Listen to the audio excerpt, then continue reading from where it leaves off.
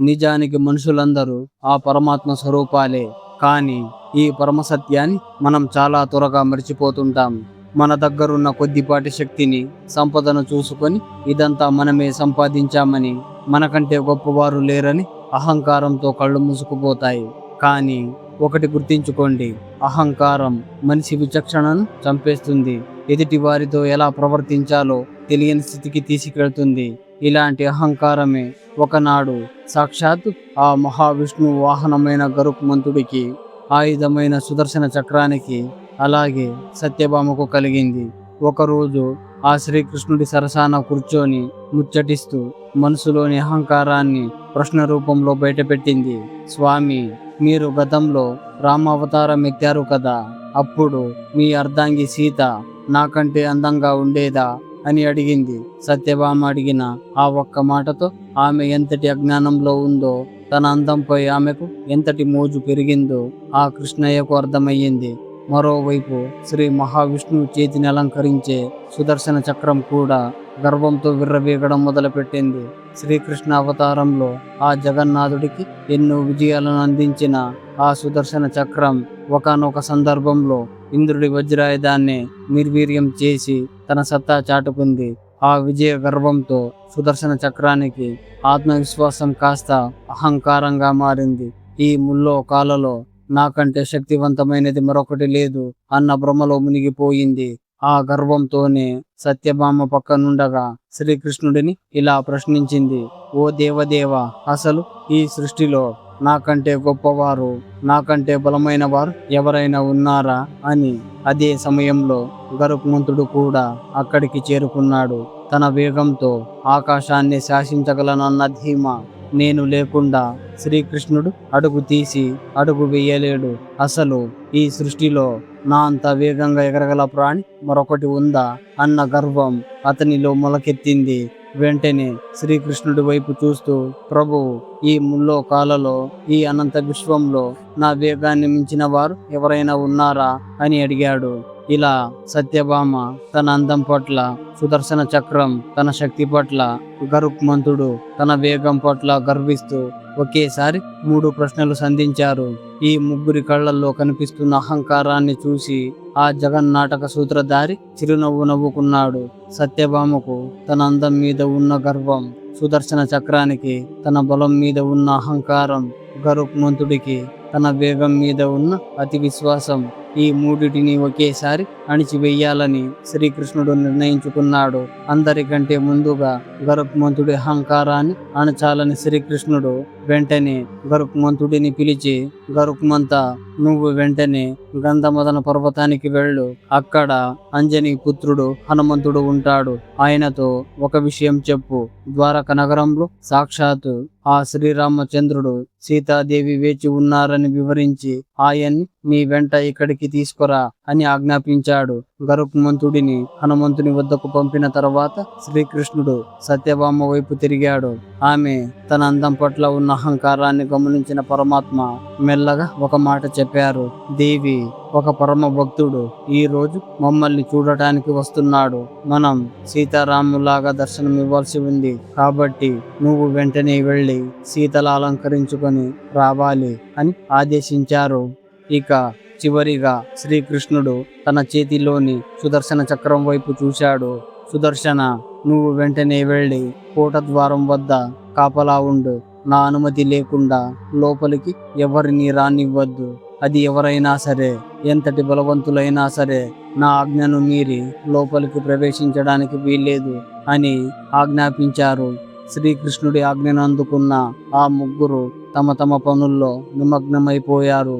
ఈ వీడియో ఇంతవరకు చూశారంటే మీకు ఎంతో కొంత నచ్చిందని ఆశిస్తున్నాను. నచ్చితే ఈ వీడియోకి లైక్ చేసి మా ఛానల్ సబ్స్క్రైబ్ చేసుకోండి. అలాగే మీ అభిప్రాయాన్ని కామెంట్ రూపంలో తెలపండి. గరుత్మంతుడు వాయువు వేగంతో గంధమదన పర్వతానికి చేరుకున్నాడు. అక్కడ ఒక చోట ప్రశాంతంగా కళ్ళు మూసుకొని రామనామ జపంలో మునిగిపోయి ఉన్న హనుమంతుడు కనిపించాడు. గరుత్మంతుడు మెల్లగా ఆయన దగ్గరకు వెళ్ళి, ఓ ఆంజనేయ, నిన్ను ద్వారకకు రమ్మని మా ప్రభువు శ్రీకృష్ణుడు కబురు పంపారు అని చెప్పాడు. కాని ఆంజనేయుడు ఏం మాత్రం కదలకుండా రామనామాన్ని జపిస్తూ ఉన్నాడు. అప్పుడు గరుత్మంతుడు, ఓ ఆంజనేయ, ఇప్పుడు ద్వారకలో ఉన్న శ్రీకృష్ణుడే శ్రీరామచంద్రుడు. ఆయనే నిన్ను గుర్తు చేసుకొని రమ్మన్నారు అని వివరించాడు. అంజనీ పుత్రుడు హనుమంతుడు. ఆయన శ్రీరామ అన్న పేరు వినగానే హనుమంతుడిలో తెలియని భావోద్వేగం పొంగి పొర్లింది. కళ్ళు తెరిచిన హనుమంతుడు భక్తితో పులకరించిపోయాడు. తన స్వామి తనను రమ్మన్నారన్న వార్త వినగానే వెంటనే ప్రయాణానికి సిద్ధమయ్యాడు. అప్పుడు గరుత్మంతుడు తన వేగం మీద ఉన్న గర్వంతో హనుమంతుడితో ఇలా అన్నాడు, ఓ ఆంజనేయ, గంధమదన పర్వతం నుండి ద్వారక చాలా దూరంలో ఉంది. నువ్వు రావాలంటే చాలా సమయం పడుతుంది. కాబట్టి నా వీపు మీద కూర్చో. నిన్ను రెప్పపాటు క్షణంలోనే నేను అక్కడికి చేరుస్తాను అని తన అహంకారాన్ని చాటుకున్నాడు. గరుత్మంతుడి మాటలకు హనుమంతుడు ఏమాత్రం కోపగించుకోలేదు. పైగా ఆయన ముఖంలో ఒక వింతైన చిరునవ్వు మెరిసింది. గరుత్మంతుడి మనసులో ఉన్న అహంకారాన్ని వాయువు పుత్రుడు ఇట్టే కనిపెట్టేశాడు. ఆయన చాలా ప్రశాంతంగా వినయంతో ఇలా అన్నాడు, గరుత్మంత, నీ దయకు నా కృతజ్ఞతలు. కానీ నా గురించి నువ్వు ఏమీ ఆందోళన పడకు. నువ్వు బయలుదేరు, నీ వెంట నేను కూడా వస్తాను అని బదులిచ్చాడు. హనుమంతుడి మాటలు విన్న గరుత్మంతుడు మనసులో ఇలా అనుకున్నాడు, ఏమిటి ఈ వానరం ధీమా? నేను రెప్పపాటులో సముద్రాలను దాటి ద్వారకకు చేర్చగలను. కానీ ఈ యుగం ముగియడానికి ఇంకా ఎంతో కాలం పడుతుందిలే. బహుశా ఆ లోపు ఇతను ద్వారకకు చేరుకుంటాడేమో అని ఎగతాళిగా నవ్వుకుంటూ గరుత్మంతుడు ఆకాశాన్ని చీల్చుకుంటూ మెరుపు వేగంతో ద్వారక నగరానికి చేరుకున్నాడు. కోట దగ్గరకు రాగానే గరుత్మంతుడికి నోట మాట రాలేదు. అక్కడ కనిపిస్తున్న ఆ అద్భుత దృశ్యం ఆయనను విస్మయానికి గురి చేసింది. అది నిజమో కాదో తేల్చలేక అక్కడే విగ్రహంలా నిలబడిపోయాడు. కారణం, తనకంటే ముందే హనుమంతుడు ద్వారకకు చేరుకోవడమే కాదు, అప్పటికే శ్రీకృష్ణుడిని కలుసుకొని ఆయన పాదాల వద్ద భక్తితో కొలువుదీరి ఉన్నాడు. గరుత్మంతుడి మనసులో అలజడి మొదలయ్యింది.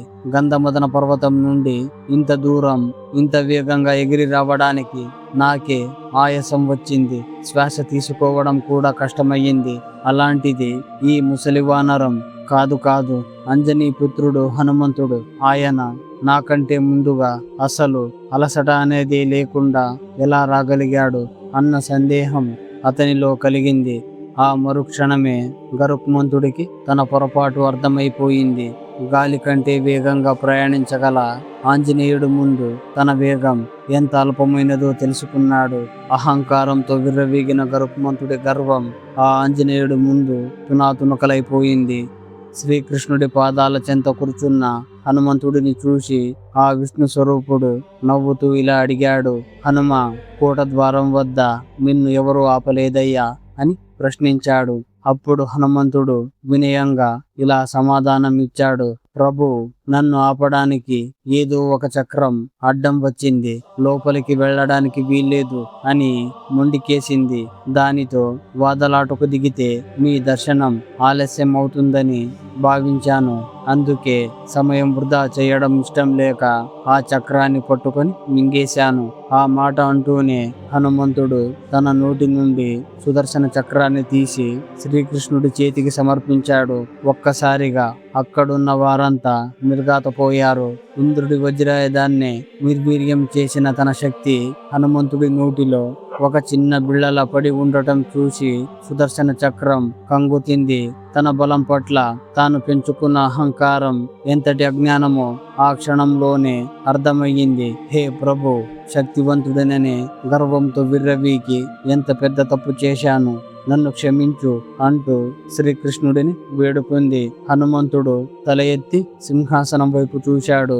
అక్కడ శ్రీరాముడి రూపంలో ఉన్న శ్రీకృష్ణుడు, ఆయన పక్కనే సీతాదేవిలాగా ముస్తాబైన సత్యభామ కనిపించారు. హనుమంతుడు భక్తితో శ్రీకృష్ణుడికి ప్రణామం చేసి అమాయకంగా ఇలా అడిగాడు, స్వామి, మీ దర్శనం కోసం రావడానికి నేను ఏమైనా ఆలస్యం చేశానా? కాని ప్రభు, మీ పక్కన కూర్చున్న ఈ దాసి ఎవరు? నా తల్లి సీతామాత ఎక్కడా అని అడిగాడు. ఆ మాట వినగానే సత్యభామ గుండె ఒక్కసారిగా ఆగినంత పని అయింది. పారిజాత వృక్షం తన దగ్గరే ఉందని, లోకంలో తనకంటే అందగత్తె మరొకరు లేరని బిర్రవీగిన ఆమె అహంకారం ఆ ఒక్క మాటతో తునాతునకలైపోయింది. సీతాదేవిలాగా కనిపిద్దామని ఎంతగా ముస్తాబైన ఆ పరమభక్తుడైన హనుమంతుడి కళ్ళకు ఆమె కేవలం ఒక సామాన్యమైన దాసిలాగే కనిపించింది. తన అందం, తన గర్వం ఆ తల్లి పాదధూళికి కూడా సరిపోవని తెలుసుకున్న సత్యభామ సిగ్గుతో, పశ్చాత్తాపంతో తలదించుకుంది. మిత్రులారా, చూశారుగా, ఇలా శ్రీకృష్ణ పరమాత్మ తన ప్రియ భక్తుడైన హనుమంతుడి సహాయంతో అటు సుదర్శన చక్రం బలాన్ని, ఇటు గరుత్మంతుడి వేగాన్ని, అటు సత్యభామ అందాన్ని, ఈ ముగ్గురి అహంకారాన్ని ఒకేసారి అణిచివేశారు. అందరూ చెప్పండి, జై శ్రీరామ్.